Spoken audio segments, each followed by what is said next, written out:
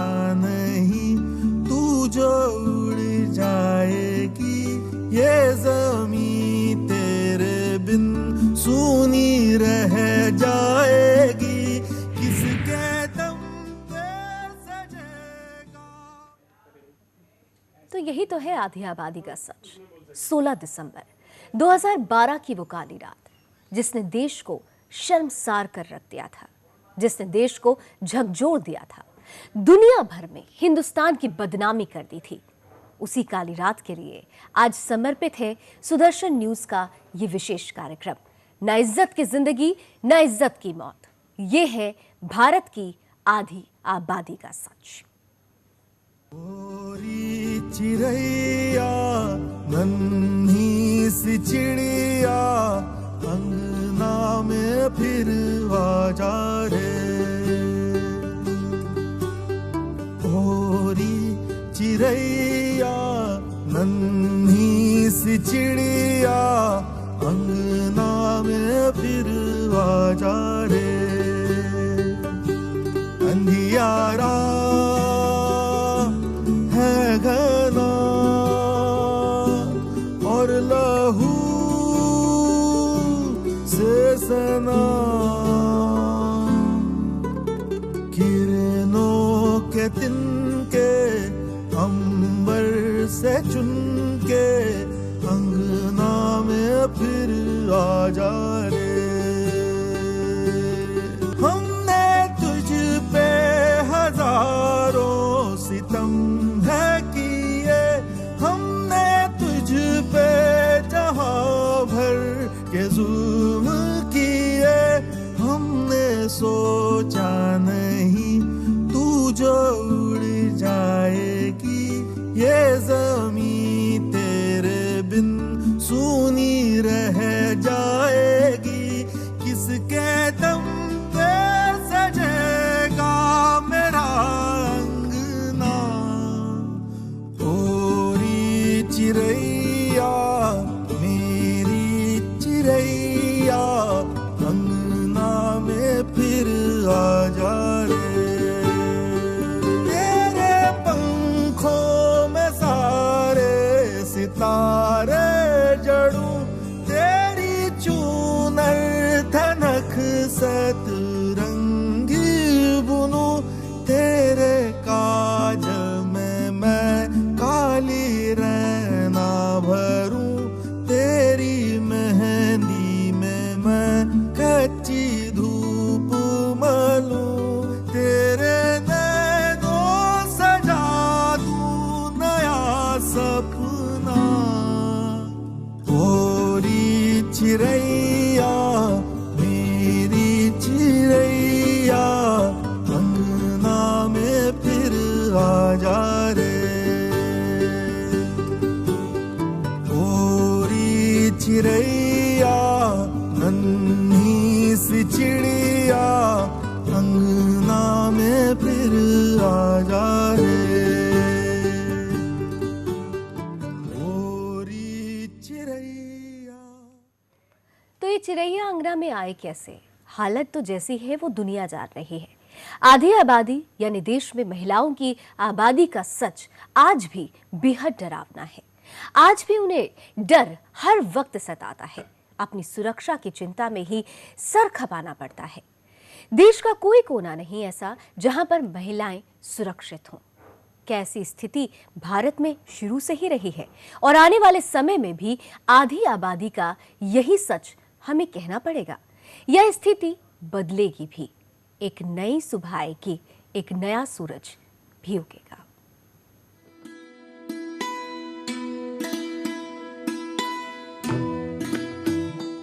जिस भारत देश में महिलाओं की पूजा करने की परंपरा सनातन काल से चली आ रही हो, जहाँ ऋषि मुनियों ने महिलाओं के लिए कहा है कि यत्र नार्यस्तु पूज्यन्ते रमन्ते तत्र देवता, यानी जहाँ नारी की पूजा होती है वहाँ भगवान वास करते हैं। वैदिक काल से भारतवर्ष में नारियों को अत्यंत महत्व दिया जाता था। वैदिक कालीन कुछ विदुषी नारियों का जिक्र वेदों में भी किया गया है, जैसे गार्गी, घोषा, मैत्रेयी और अपाला, जिन्हें वेदों पर पांडित्य हासिल था। और वो बढ़ चढ़कर तमाम शास्त्रार्थों में हिस्सा भी लेती थीं। बाद में भी तमाम औरतों ने इतिहास में अपनी उपस्थिति दर्ज कराई। प्राचीन काल में मौर्य साम्राज्य और गुप्त काल तक नारियों का स्थान समाज में पुरुषों के समान ही रहा, कई अर्थों में पुरुषों से बढ़कर भी।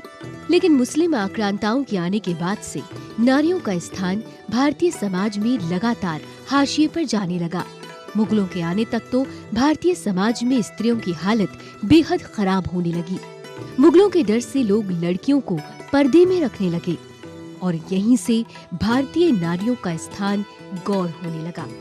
मुगलों के बाद अंग्रेजों के आने के बाद भी स्थिति नहीं बदली और तब से लेकर आज तक लोगों की मानसिकता देश की आधी आबादी को लेकर मुगल काल जैसी रूढ़िवादी ही बनी हुई है। हालांकि आजादी के पहले भी कई महिलाओं ने अंग्रेजों से लोहा लिया, जिनमें झांसी की रानी लक्ष्मीबाई का नाम सबसे प्रमुख है। मुस्लिम आक्रांताओं के प्रभाव से आज भी हमारा पुरुष प्रधान समाज उबर नहीं सका है। आज देश की 60 करोड़ महिलाएं यानी पूरी आधी आबादी के भीतर असुरक्षा और डर की भावना है। आज हमारा कर्तव्य ये है कि हम आधी आबादी को एक सुरक्षित देश मुहैया कराएं। घर और घर के बाहर उनकी सुरक्षा सुनिश्चित की जाए। वर्तमान हालांकि उतना उत्साहवर्धक नहीं है, पर हमें विश्वास है कि आने वाले समय में हम महिलाओं को वैदिक काल जैसी उच्च अवस्था में देख सकेंगे। एक नया सूरज जरूर निकलेगा। News desk, Sudarshan news.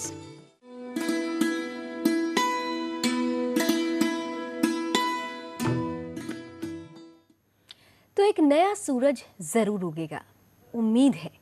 लेकिन आज भी वो उम्मीद कहीं खो जाती है जब हम 3 साल पहले की उस काली रात को याद करते हैं। शरीर के सारे रोंगटे खड़े हो जाते हैं। 16 दिसंबर की वो रात इस देश की एक काली रात बन गई। एक लड़की गैंग रेप का शिकार हुई। मानवता की सारी हदों को पार करते हुए जो हरकत की गई, उसने उस लड़की को बेमौत मार दिया। क्या हुआ था उस रात, आइए एक बार फिर से याद करते हैं।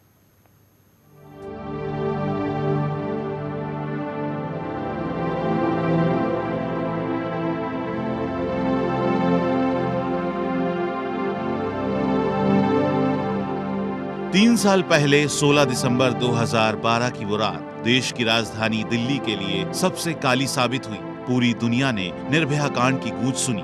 उस वक्त लगने लगा था कि देश में एक नई क्रांति आने वाली है, लेकिन ऐसा कुछ नहीं हो सका। आज भी दिल्ली के हालात जस के तस हैं। अपने युवक दोस्त के साथ फिल्म लाइफ ऑफ पाई देखकर घर लौट रही निर्भया को चलती बस में कुछ दरिंदों ने हवस का शिकार बनाया। उसके साथ इतना बर्बर जघन्य अपराध किया कि उसने जिंदगी और मौत के बीच जंग लड़ते हुए दम तोड़ दिया।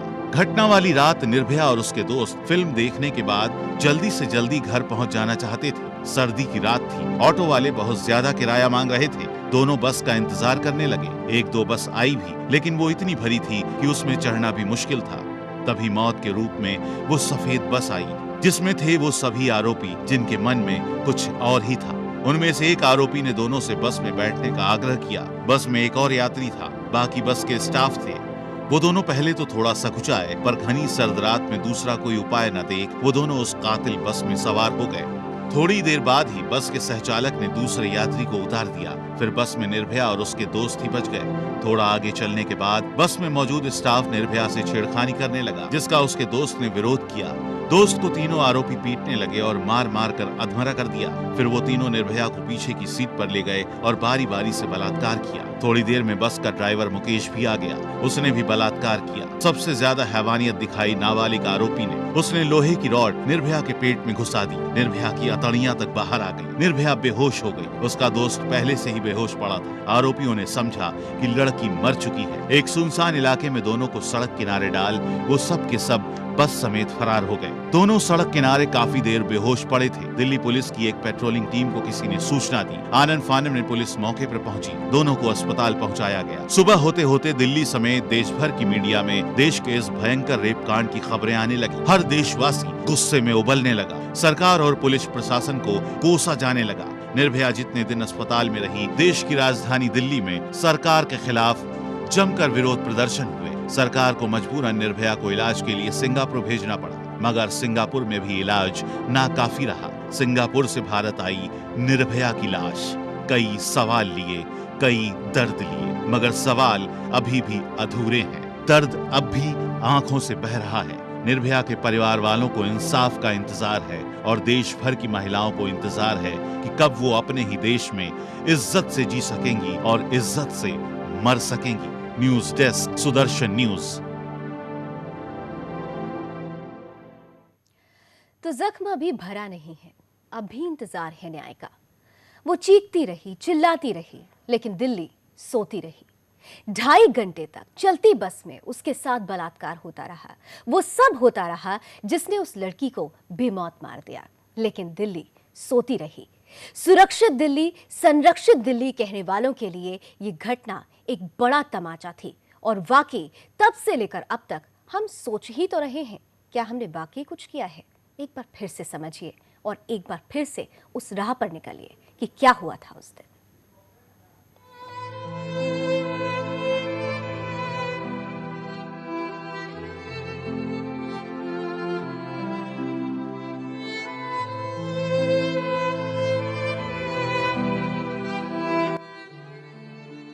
16 दिसंबर 2012 का वो दिन था मनहूस। दिल्ली की एक बस में बैठे थे निर्भया और उसका दोस्त। अपने उज्जवल भविष्य को लेकर प्लानिंग कर रहे थे मस्त। क्या पता था उन दोनों के साथ ऐसा होगा अनाचार। दोस्त को मारा पीटा और निर्भया के साथ किया बलात्कार। दहल उठी थी सारी दिल्ली सुन के उनकी दास्तान। उस काली रात ने खत्म कर दिए थे बेचारों के अरमान। अपने दोस्त की आबरू बचाने के लिए उन दरिंदों से टक्कर ली थी, पर 5 कातिलों के आगे उनकी एक न चली थी। ऐसे जघन्य अपराध से लड़कर निर्भया ने तो वीरगति पाई, पर पूरे भारत को हिलाकर महिला सुरक्षा की लौ सुलगाई। बड़ी उम्मीद थी निर्भया को मिलेगा न्याय, फिर कभी नहीं होगा महिलाओं पर ऐसा अन्याय। पर अभी तक तो आया नहीं है कोर्ट का कोई फैसला। तारीख पर तारीख डलवाकर बचाव पक्ष के वकील कर रहे हैं ढकोसला। सोचा था सख्त कानून बनेगा, फिर ना होगा ऐसा क्राइम, पर यहाँ तो मोमेंट्री है सब प्रोटेस्ट, बाद में किसके पास टाइम। 16 दिसंबर 2012 की वो काली रात जो भुलाई नहीं भूलती। दिन, महीने, साल बीते, रात आई, सुबह हुई, लेकिन उस दिन की सुबह आज तक नहीं हुई। लोगों की दिनचर्या बीती, पर क्या निर्भया के परिवार वालों की सुबह हुई? क्या देश की निर्भया को इंसाफ मिला? ऐसे कई सवाल देश की तमाम लोगों के दिल में नासूर बनकर चुभ रहे हैं। वक्त हवा के झोंकों की तरह निकलता चला गया, लेकिन इंसाफ की घड़ी जो की त्यों ही है। आज भी निर्भया के आरोपी चैन की सांसें ले रहे हैं। वहीं दूसरी ओर निर्भया के परिवार वाले अपनी बेटी के साथ हुए घृणित कार्य को भुला नहीं पा रहे हैं। भारतीय इतिहास के पन्ने में शूरवीरों की गाथाओं के साथ 16 दिसंबर 2012 का वो काला पन्ना भी दर्ज हो गया, जिसने इस घटना ने पुरुष सत्ता और सामंती मानसिकता के सोते हुए भारतीय समाज को झकझोर कर रख दिया। इसे एक दुर्घटना कहना शायद गलत होगा, क्योंकि ये एक घटना मानवीय हदों को पार कर गई थी, जिसने न्याय प्रणाली को भी हिलाकर रख दिया था। निर्भया कांड को आसानी से भुला पाना संभव नहीं है। दुष्कर्म के लगातार बढ़ रहे मामलों के कारण ये पुराना घाव बार बार हरा हो उठता है। दिल्ली में हुए इस बर्बर कांड के बाद सड़कों पर हजारों युवा उतरे। कड़े कानून के लिए रायसीना हिल्स के सीने पर चढ़कर युवाओं ने नारे बुलंद किए, लाठियां खाई, कड़ाके की ठंड में जलपोत की बौछारों से भीगे। देश के कई शहरों में भी आक्रोश प्रदर्शन हुआ, लेकिन दुष्कर्म का सिलसिला थमा नहीं। अब बड़ा सवाल ये है कि क्या सरकार द्वारा बनाए गए सख्त कानून देश की महिलाओं को सुरक्षित कर पाए हैं? क्या हमारे देश की महिलाएं बिना किसी डर के खुली हवा में सांस लेने के लिए स्वतंत्र हैं? क्या कानून कड़े करने के बाद भी बलात्कार के मामले रुके हैं? देश में हुए सैकड़ों बलात्कारों के आंकड़ों को उठाकर देखा जाए तो शायद सभी की आंखें खुली की खुली रह जाएंगी। हर साल निर्भया की बरसी आएगी और हर बार उसकी कहानी को फिर से याद किया जाएगा। लेकिन क्या देश में बढ़ते दुष्कर्म के मामलों में कमी लाने के लिए समाज में लोगों की मानसिकता और कानून प्रणाली में बदलाव किया जाएगा? News desk, Sudarshan news.